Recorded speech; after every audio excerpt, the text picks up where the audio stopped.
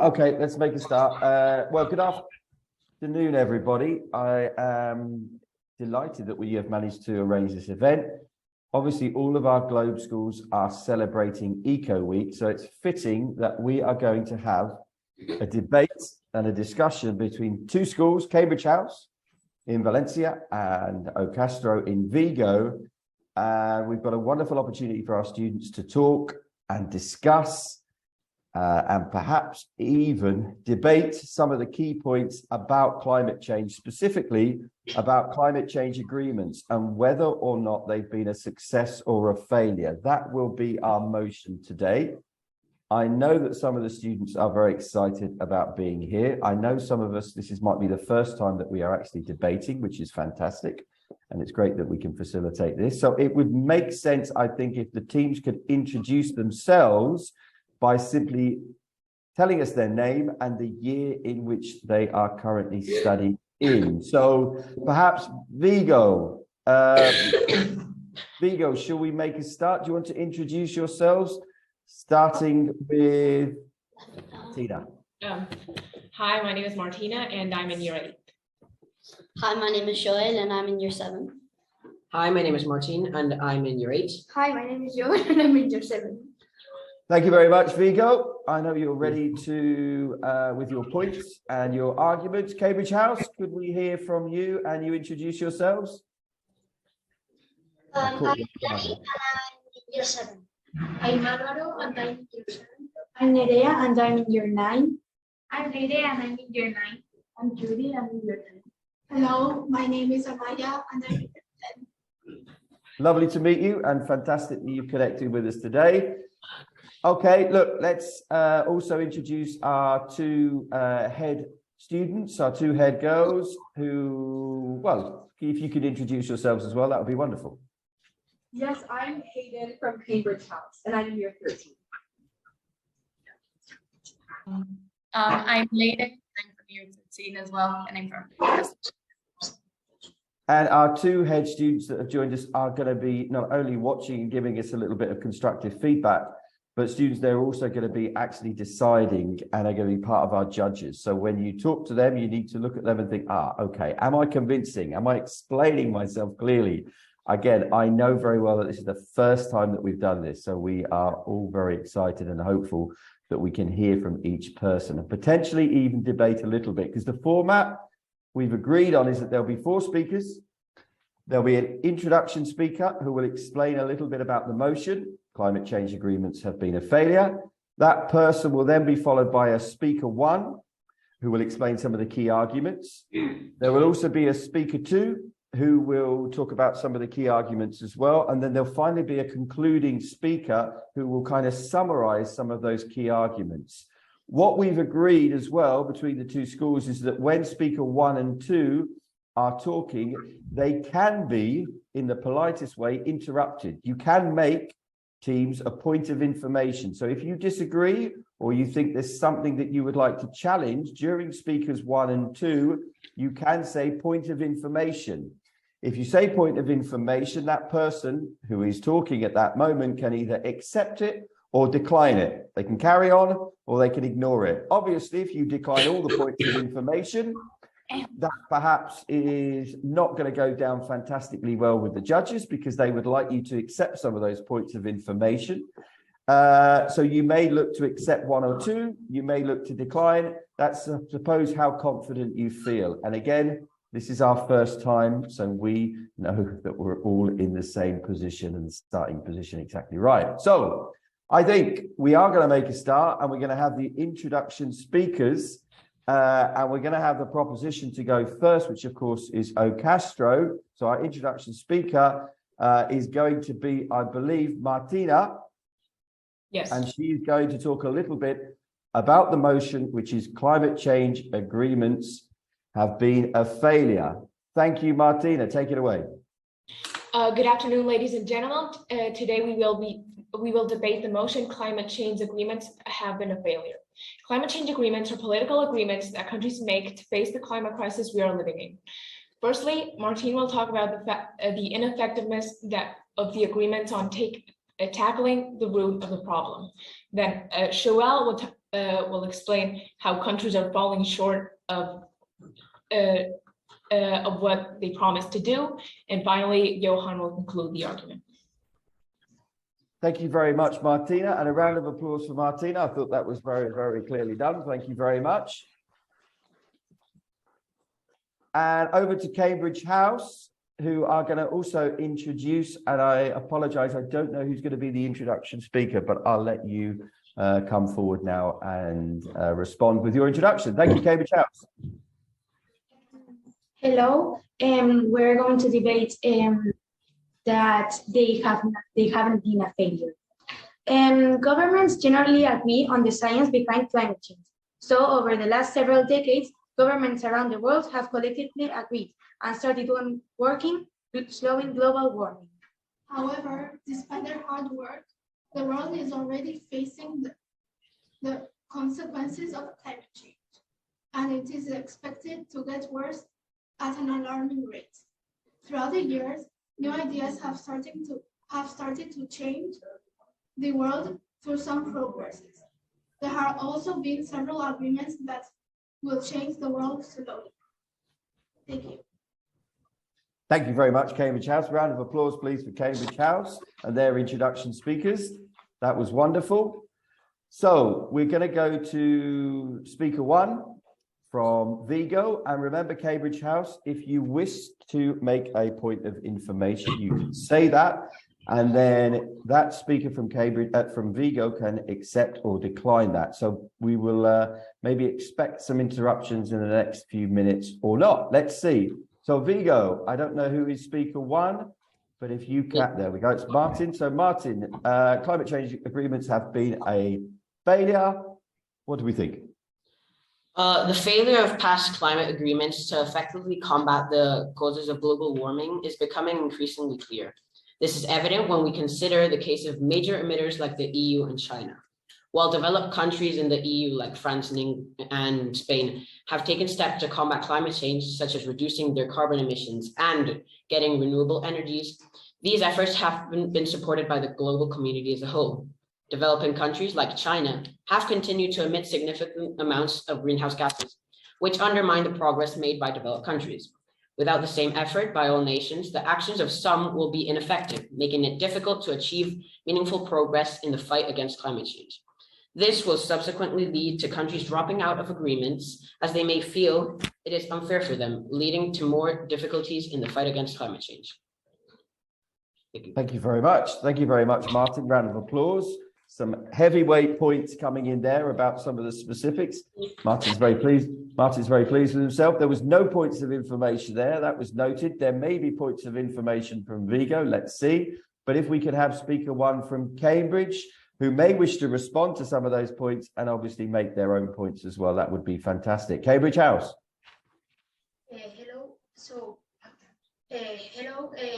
I think that what he said is true, but that governments are trying to slow down emissions of gases and etc.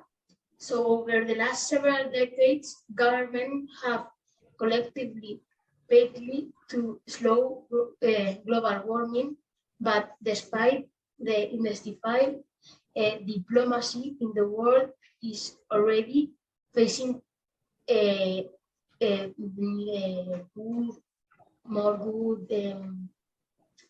so increasing the gases emissions and etc.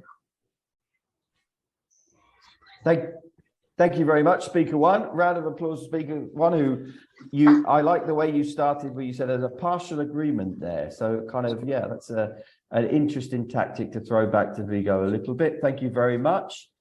And we're going to hear from speaker two now, from Vigo, which I think is Joel. So Joel, if you can continue. Thank you. Countries make a lot of affirmations when talking about taking action against climate change. Under the Paris deal, nations vowed to prevent the world's average temperature rising 1.5 degrees Celsius in order to avoid flooding, intense heat waves, storms, and other consequences which are already beginning to unfold. An example is, in 2021, Australia faced forest fires and floods which had never been seen before in the region. Of the 36 countries, including the European Union, ranked by the Climate Change Tracker, only Gambia made commitments in line with the 1.5 degrees Celsius Paris goal. If current practice continues, the world is on track for nearly 3 degrees Celsius in warming. The Paris Agreement necessitates economic and societal transformations, which not all countries are willing to take. While some countries take to the greatest measures, others are barely doing anything to reduce their carbon footprint. Since there are countries that have not signed it and keep polluting the same, even if other countries try to stop climate change, they don't manage to cancel it out. Thank you very much, Joelle. Round of applause, please, for Joelle. That was a passionate introduction and a passionate conclusion as well in terms of some of the places that haven't signed up. Thank you, Joelle. Right, last opportunity for a point of information. Vigo for Cambridge House, but Cambridge House, if we could have your second speaker, please, to perhaps further expand upon those arguments made. Cambridge House. Okay, so Joel has made a good argument, but I think that even if countries contribute a little bit, if we get more countries to contribute, that will make a better effort. And yes, currently now the temperature is 1.1 degrees Celsius, but as I said, we get more countries to help, we will stop that eventually. So what I pretend is that Hang on, we've got a point of information. Would you like to accept or decline that? accept. Martin. Okay, thank you. So you said that if we get all countries to help, we can achieve the goals, and that is right. But the problem with the treaties we're talking about right now is that they can't really force the countries to get together and do it. They can pull out at any time. Do you have any plans for how to stop that, or any counter argument to that? Well, you made a fair point, but we can make better plans because plans now, like the Paris Union, for example, have been successful, but because not that much countries are involved, the progress is small. So you made a good point, but the thing is we can try to think better plans and make an agreement between countries. Besides, several countries think it's not important enough to join the agreements. However, we can change this by making some reunions, getting presidents to talk to each other, and we can eventually convince them to join the agreements. So everybody can finally put a bit of effort in it, and we can eventually stop the climate changing. Thank you, and thank you very much for accepting that point of information. I thought that was wonderful to have a little bit of an exchange there. Fantastic. Okay, we've got one more point from Cambridge House. One thing, like even though as you said, some countries like they don't join the agreement, but as we said, the agreement establishes a transparency framework to ensure the countries are accurately reporting their emissions and progress toward their NDCs. Thank you. Okay, an extra point to add to the weight of the success of climate change agreements. Thank you very much. I think we gave you a round of applause. I'm not sure, but let's give a round of applause to those Cambridge speakers. I think that was fantastic. Right, we're going to make some concluding statements now. And let's go over to Vigo to conclude those arguments and to do a bit of summing up. Johan, thank you. Now I'm going to conclude my team's debate by referring some of the key points we have made. Since the 1990s, countries have debated about how the combat of climate change, including the Kyoto Protocol and the Paris Agreement in 2015. Governments agree behind the climate changes, the science, and how to make emission-related goals.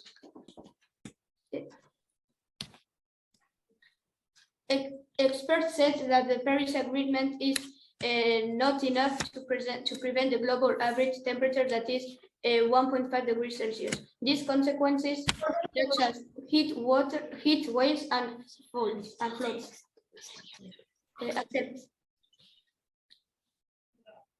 Okay, that point of information was accepted, which let's go along with that.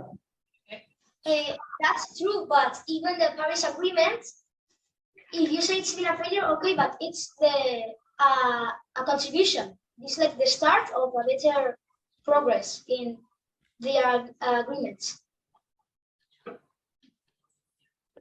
Johan, have you got a response to that?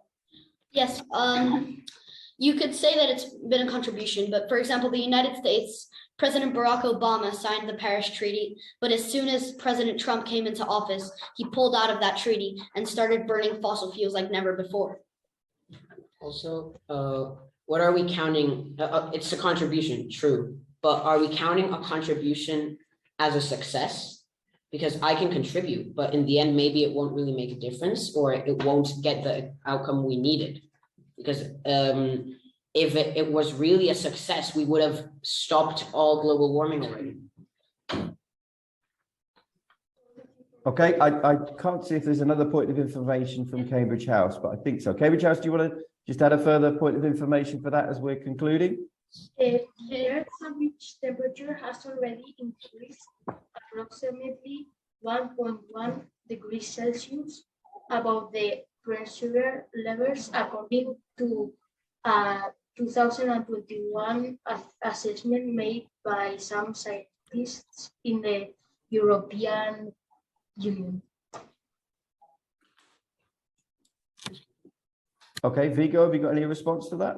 Excuse me, I didn't understand very well. Sorry, could you just say, yeah, just say that again, Cambridge House? The Earth's average temperature has already increased approximately 1.1 degrees Celsius above the pressure levels, according to scientists in the European Union, which make this point in 2021. Okay, so that's kind of detailing where we are in the changes. Joelle, what were you going to say? That's a problem. If the temperatures increase by 1.1 degrees Celsius, it means we're not doing much to keep from the global average. And that report is from 2021. Nowadays, countries like Saudi Arabia, Iran, Russia, and US are burning so many fossil fuels, and I doubt that that number is still correct nowadays. Okay, thank you, Joelle.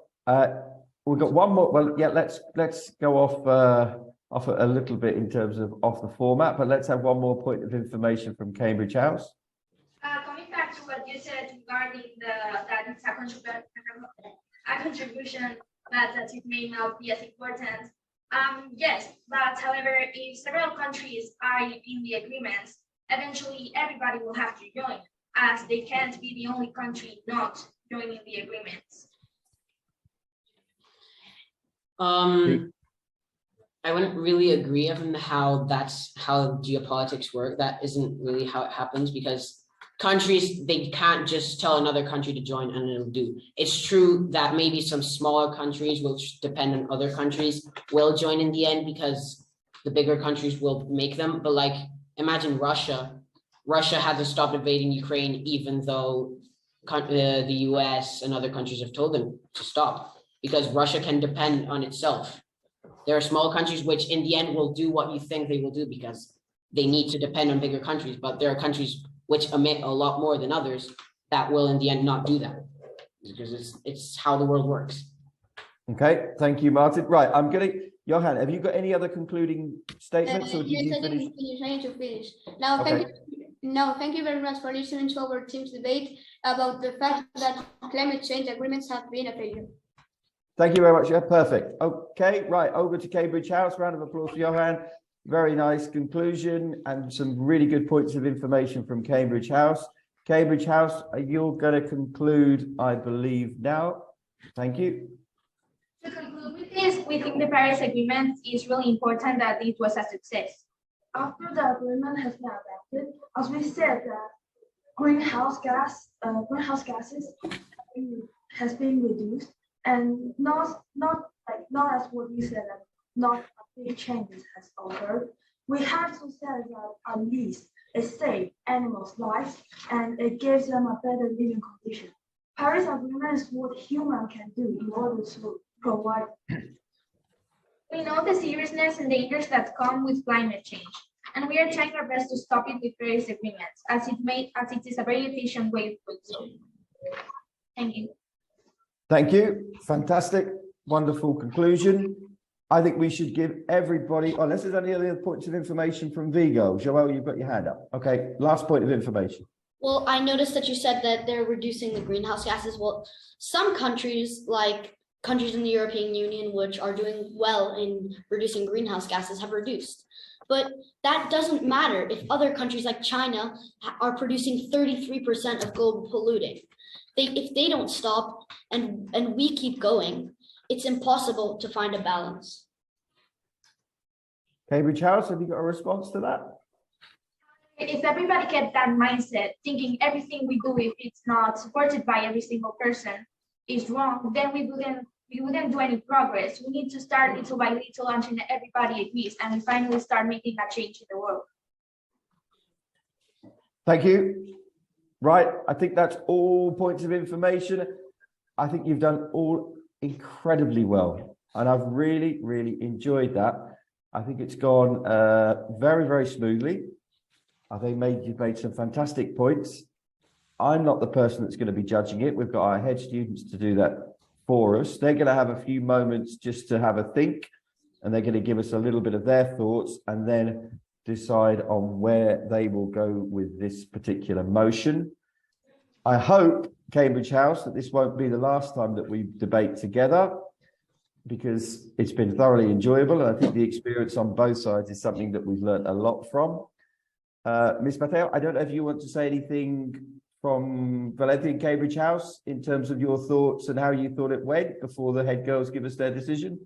Yeah, I really think that was fantastic. You all did a great job with all those notes, all the preparation behind the debate. So congratulations, that was amazing. Some very valid points from both sides, actually. So it's going to be very, very difficult for the head girls, because I actually agree with both schools. So well done, all of you. Congratulations.